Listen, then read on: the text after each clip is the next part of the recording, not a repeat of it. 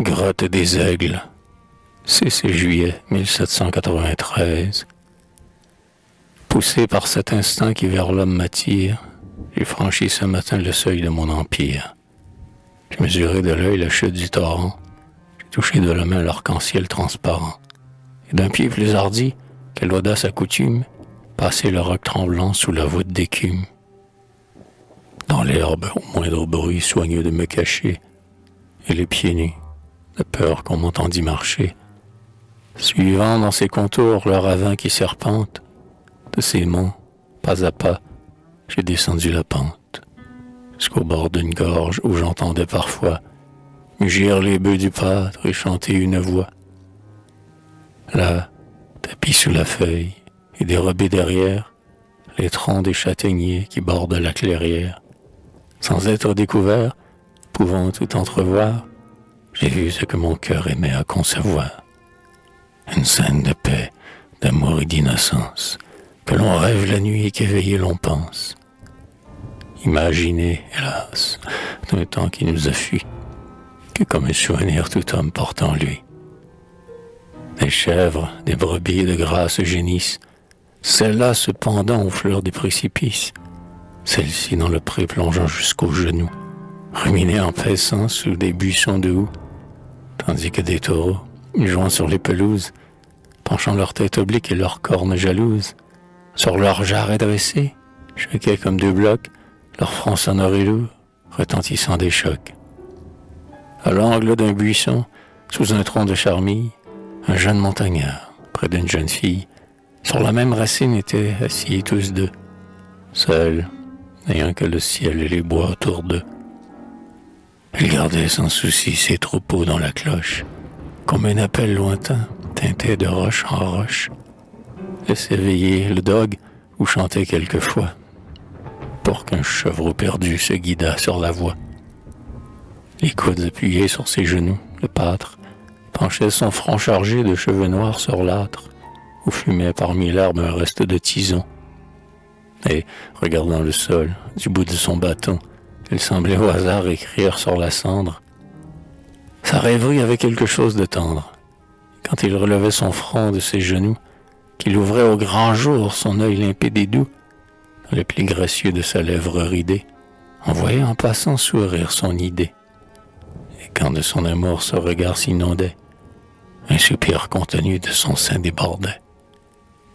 Mais ce soupir n'était qu'un élan sans tristesse, un poids levé du cœur que le bonheur oppresse.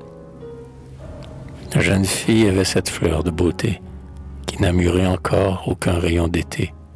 Ce duvet de la joue où la rougeur colore, la moindre impression qu'un regard fait éclore. Son œil humide et bleu laissait lire au plein jour la calme volupté d'un mutuel amour. Pour cacher une honte, une ombre, une pensée, sa paupière au long cils n'était jamais baissée.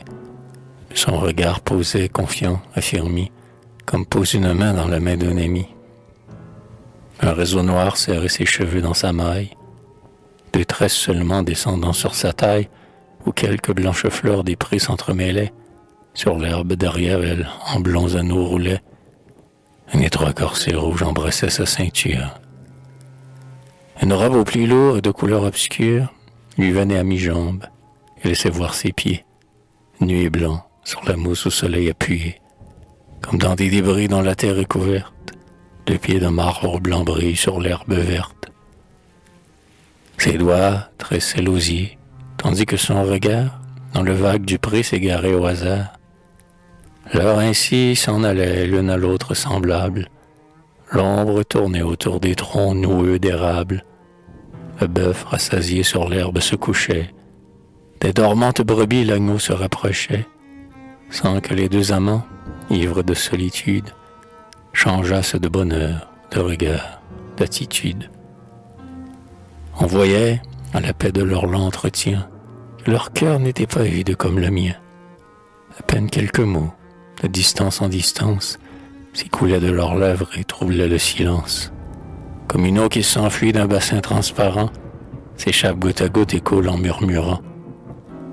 Quand le soleil, qui monte en raccourcissant l'ombre, fit à moitié du ciel, sur l'herbe molle et sombre, Le jeune homme étendit son corps pour sommeiller, et, comme abandonnant son front à l'oreiller, sur les genoux pliés de sa paisible amie, laissa tomber son coude et sa tête endormie. Elle ne dormait pas pendant qu'il sommeillait, mais essuyant son front que la sueur mouillait, jouant dans ses cheveux avec ses doigts d'ivoire, roulait et déroulait leurs boucles épaisses et noires. L'heure du repas vint, ils mangèrent. Leurs mains puisa le même lait, rompit le même pain. Leurs genoux rapprochés leur servirent de table. Ils choisirent la fraise au même plat d'érable, partagèrent la grappe et le rayon de miel, et dans la même coupe, ils burent l'eau du ciel. Mais le rayon du soir, qui pompe les orages, sur le vallon plus sombre abaissait les nuages. La feuille, qu'à midi le vent laissait dormir, dans les bois murmurants commença de frémir, et, comme au flanc des monts un brouillard qui s'essuie, la brume descendit sur l'herbe en fine pluie. Ils vinrent s'abriter contre le tronc noirci du hêtre, où le troupeau se rassemblait aussi. Et comme, au bruit du vent qui secouait sa voûte, la feuille sur leur cou distillait goutte à goutte, sous les flancs ténébreux d'une arche de rocher, où les oiseaux mouillés à l'abri vont percher, dérobés à mes yeux par un rideau d'ombrage, ils laissèrent en paix goûter le nuage.